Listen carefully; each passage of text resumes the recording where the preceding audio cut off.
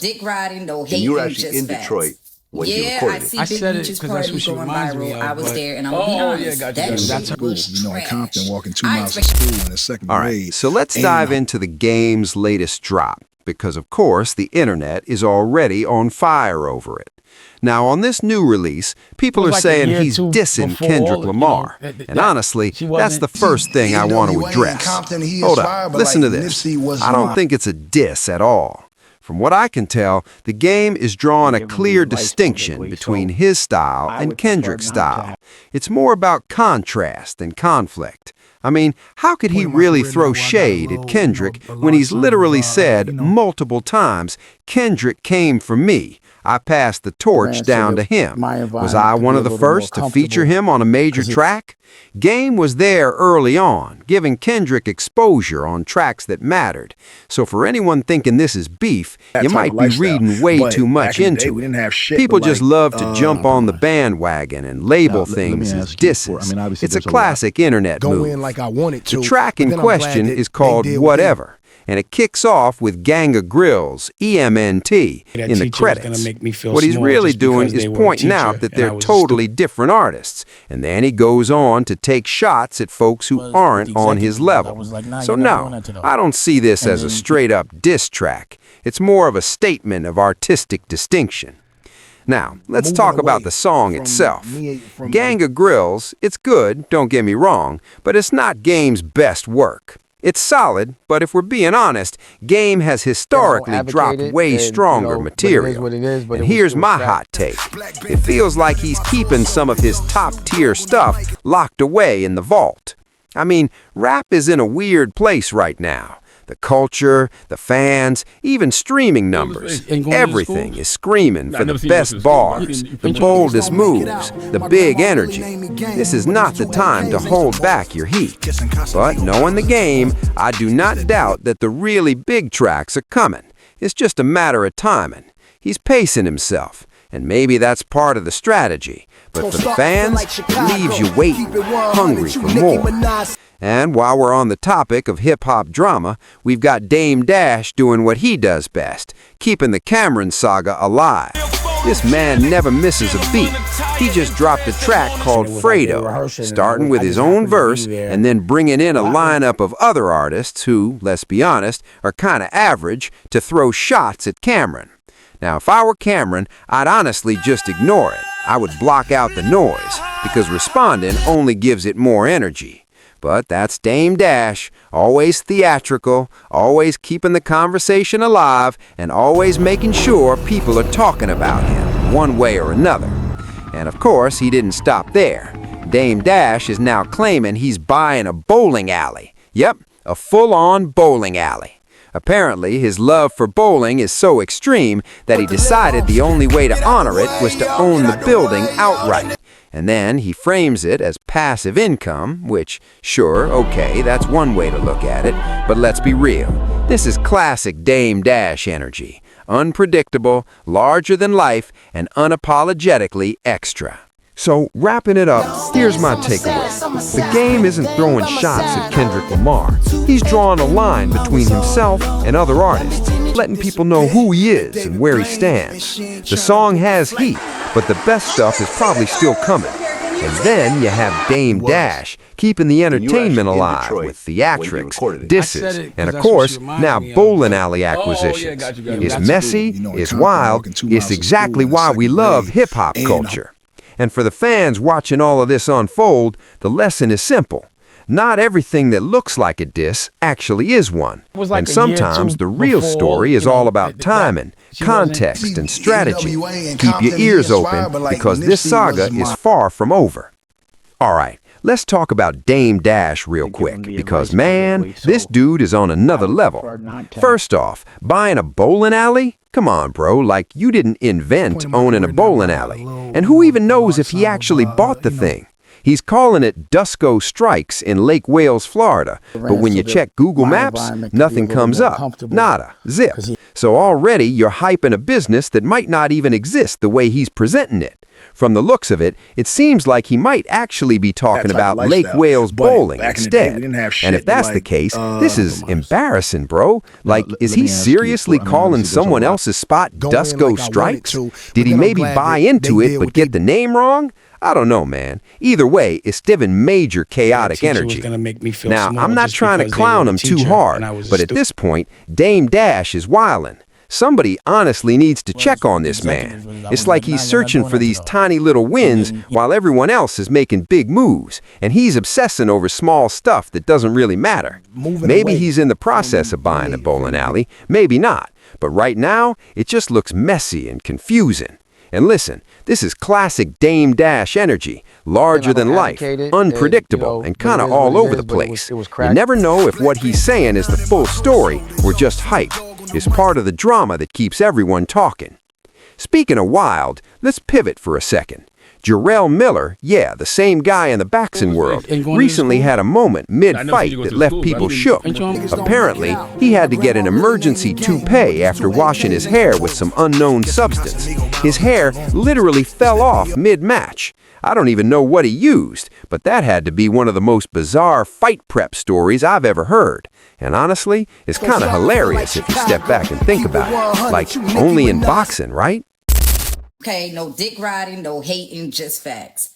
Yeah, I see Big Meech's party going viral. I was there, and I'm gonna be honest. That shit was I expected it to be way better. And it was like they were rehearsing. I'm gonna speak on this I just situation happened from to all be there. angles because it's sparking a lot of conversations, and I know how Miami works, and I have the credentials to speak on it. Okay, and I'm gonna speak on every angle. Now, starting with Miami. Miami don't give a fuck who you are, where you from, how much clout you got, or how many followers you flexing. Matter of fact, the more money you got, the more we gonna charge you. Period. Or the more they gonna skim off the top. Because I ain't gonna lie. One thing about Miami people in a position of power, especially if given by somebody out of town, they gonna find a way to finesse. But that's a whole nother conversation about how Miami niggas will X themselves out of a check. But it still remains, you cannot come to Miami thinking you about to just set up shop in any industry that's clubs, strip clubs, lounges, restaurants, nightlife, without the key Miami players involved. Like, it don't work like that. Never has, never will.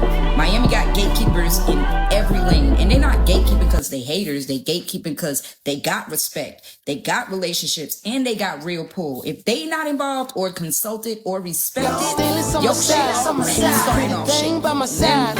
Another thing, any Miami nigga or Miami woman in a position of power is gonna capitalize off that position, and that ain't greed. That's just hustle.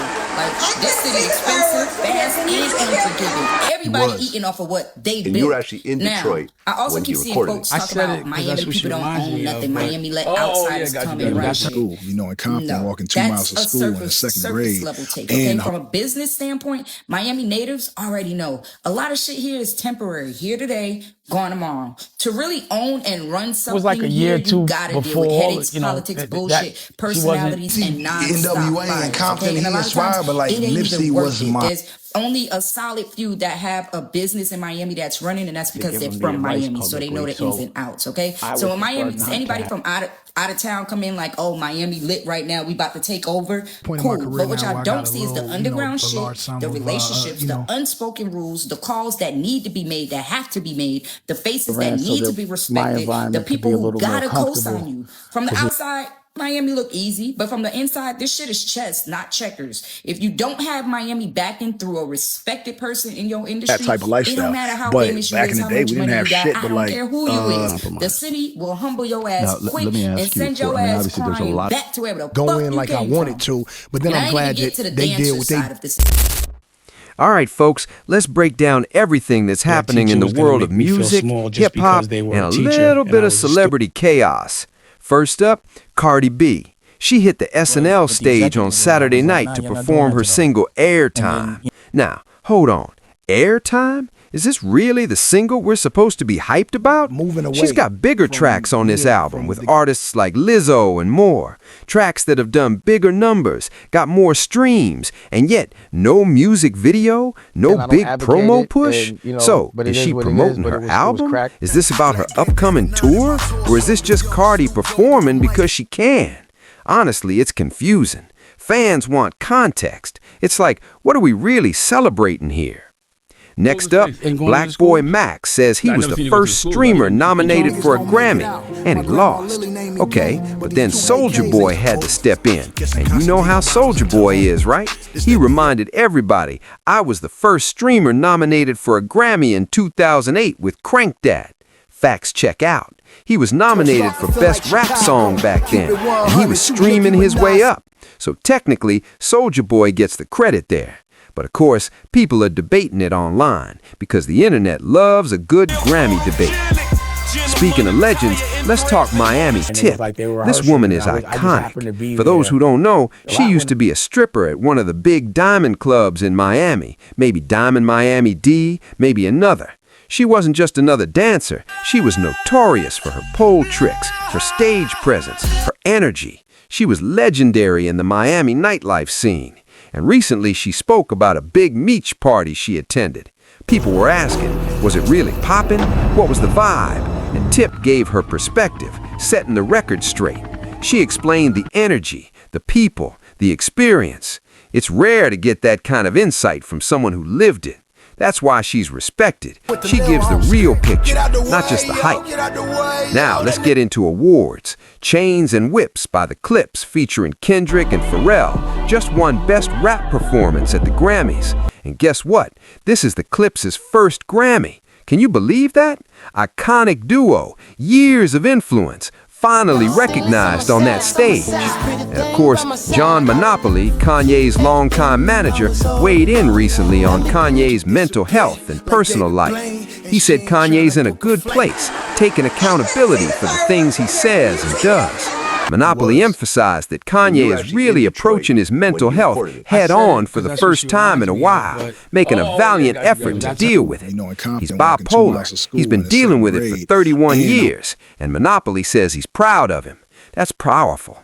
It's rare to see a manager openly talk about this and give insight into how challenging it is for someone living with bipolar disorder while being a global superstar. And in other news, NBA YoungBoy tried to surprise his partner Rakai with a new Lamborghini Urus. Big move, right? But the stream was canceled because of some situation with Kai, Sanat, and Gigi. Apparently something happened that made NBA and Rakai have to cut the moment short. So no Lamborghini flex this time. But you know these stories. They always pop up in the streams and social media feeds. Oh, and one last thing before we wrap this up. There's this wild throwback moment. Remember when Cameron got shot in D.C.? Yeah, there's this video after the incident, and Kanye is in it. But get this, Jim Jones is twerking in the video. I forgot about that. That was definitely a weird, awkward, and hilarious moment. Classic Jim Jones energy, though. So that's the recap for today. From Cardi B's SNL performance, Black Boy Max versus Soulja Boy Grammy debate, Miami Tip keeping the big Meech stories real, the Clips finally getting their Grammy, John Monopoly giving Kanye mental health insights, NBA YoungBoy trying to surprise Rakai with a new Lamborghini, and yes, Jim Jones twerking in a video. Man, this week had it all. If you're still here, make sure you smash that like button, hit subscribe, and turn on notifications. I've got more stories, commentary, and hot takes coming your way. I appreciate every single one of you who watches, comments, and stays tuned. All right, I'll check you in the next one. Peace.